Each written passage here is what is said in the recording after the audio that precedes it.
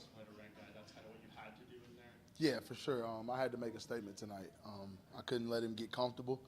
I couldn't let him, get over the fact that he was in the UFC. Like, that's a real thing. You know what I mean? I could tell he was like, oh crap, like this is real. I can sense that. So I just wanted to stay in his face, put a little pressure on him, and see how he adapted. And he didn't really adapt very well. He kind of went right back to where I wanted him to. I was like, well, all right, if you're gonna go there, then I'm gonna try to finish the fight. That's what I know. That's all I know. So, This has been the best run you've been on in the UFC. Is there something you can point to specifically that's clicking for you right now that maybe wasn't when you were, kind of alternating wins and losses, struggling a little bit? I think it's just a self-belief. I think, I came in, like I told TSN earlier, I felt like I had a lot of pressure, which was a lot of pressure I put on myself, to be honest. They were expecting a lot out of me. I was expecting a lot out of myself, and I almost didn't know how to handle that. And with the, fights and the ups and downs, it's kind of seasoned me for this moment that I'm in right now, this season that I'm in. I think that I'm ready for success. I'm prepared for it mentally, physically.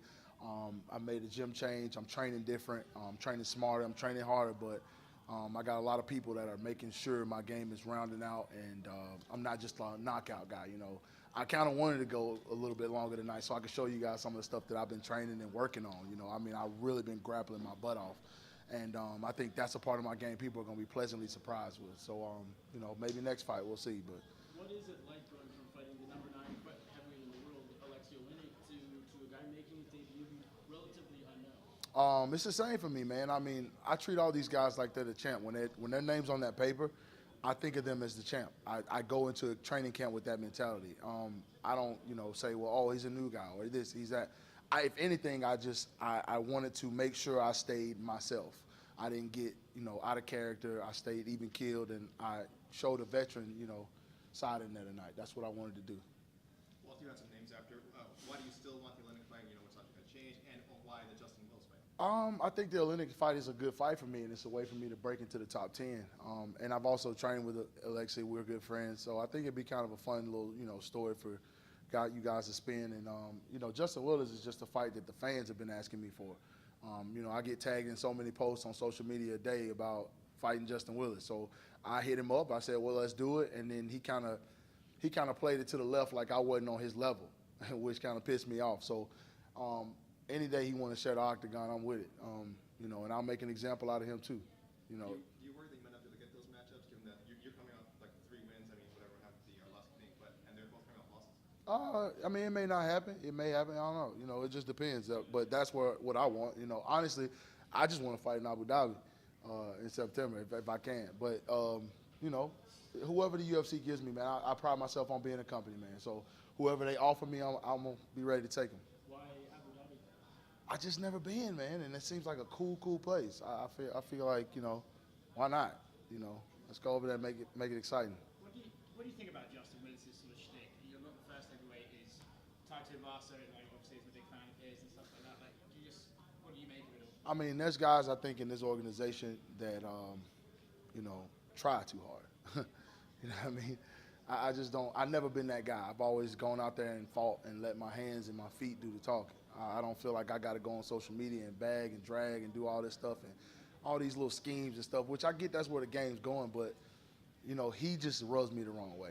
I just, he's brash and he's not that good. Like, the guy is really not that good. I just have to keep it 100. I just don't see nothing in his game that makes me go, wow. So, it is what it is. Did you feel like that before?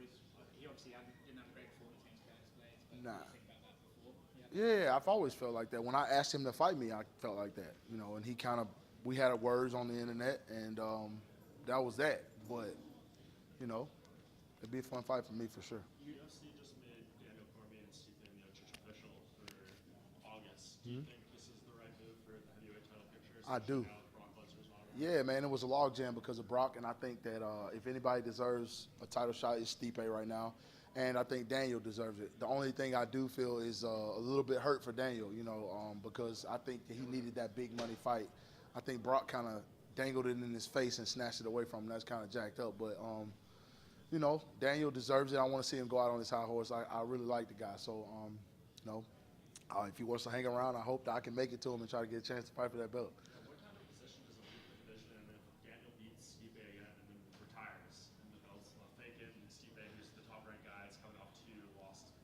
turn into the Wild Wild West, I think. I mean, that'd be crazy. I don't know, man. I don't know. That's crazy. I really never thought about that. We'll see, I guess, when that moment comes. But I'm going to try to thrust myself into the conversation, especially if that happens, for sure. Curtis Blades, after it was announced Lesnar plans to retire, he was pretty, upset, I suppose, just with Lesnar taking up this spot and not using it, not going forward with the fight. What do you sort of feel for the top contenders that perhaps missed out on the title shot because Lesnar has been sort of moving? And Yeah, I mean, these guys only have so long to fight. And, he's making money doing other things. I don't think it's fair that you hold up something that you're not even involved in. You know what I mean? But I get that the money talks, and I understand that. But at the same time, be honorable. We're martial artists. Like, let these guys have their chance while you're not here. And, it is what it is, I don't know.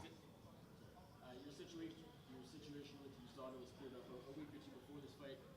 4-month suspension, of course, didn't have any impact on this fight already over. How nice is it to put that in the past and move on from it? Oh, it's a wonderful feeling, man. Like I said, that was a part of the things I alluded to in the cage about, just ups and downs and just things that come out of nowhere. You know what I mean? I did not expect that. You know what I mean? That hit me over the head like a ton of bricks. So we dealt with it. USADA, Jeff Nowitzki, Donna Marcolini, they were amazing. Like, they really, really came to my aid. Like I said, it was a VADA test for those that don't know. Like, there's been a lot of confusion with that. Like, people thought I failed the USADA test. It wasn't a USADA test. It was for VADA. I passed all my USADA tests. USADA just had to do a follow-up and do a study of all the supplements and see if I was telling the truth. And they agreed that 4 months was perfect. And so that's where we were with that. My hat's off to USADA for the way they handled it. I really, really appreciate it. This still wasn't cleared up, and you were training for this fight. Mm-hmm. Was there any concern as you're training? Maybe I get 6 months, and in that case, you would still be under suspension. No, because I knew I didn't do anything wrong. I just needed them to do their due diligence and find out the same thing I already knew. And when they came to that conclusion, they told me going into it, they were like, if we find out you did not do anything like you say, it's gonna be 4 months. So I went in the gym and just started grinding. Like, all right, I'm waiting on the call to be like, hey, you're good. And it happened. It's exactly how it happened. They called me. Jeff reached out to me. I actually got to speak with him in Atlanta a little bit, and he just told me straight up, he's like, look, you're good, man. Just be ready to go, head out to Canada and do your thing. Since that situation happened, have there been any changes that you've made?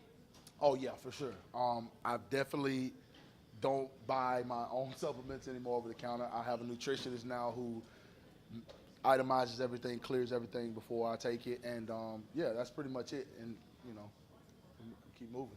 You're just talking about maybe a lawsuit against a supplement maker. Is that still the plan? You just let them For sure. I mean, I'm not, like I said, that's in the background, kind of moving and operating. But I am. I feel like I've always been a clean fighter. I've never failed a test since I've been in the UFC, and for that to happen, it kind of that tore me apart more than anything. It wasn't so much that I was going to get suspended or I couldn't fight this time. It was just that I didn't want people to look at me and say, oh, he's a cheater. I pride myself on being an athlete. I've always been the one that spoke up for that. So that's what I'm fighting for. It's not about money. It's not about any of that other than to say, hey, this guy did wrong. He knows he did wrong, and he's standing by that. And he's saying, hey, I'm sorry. So that's why I'm attacking it like I am. Did that feeling kind of fuel your training and performance for this fight? No doubt. No doubt, bro. Like, I was on a whole nother planet in the gym because I was like, look, I got to show these people this is God-given. You know what I mean? Like, hey, I'm not trying to be brash, but,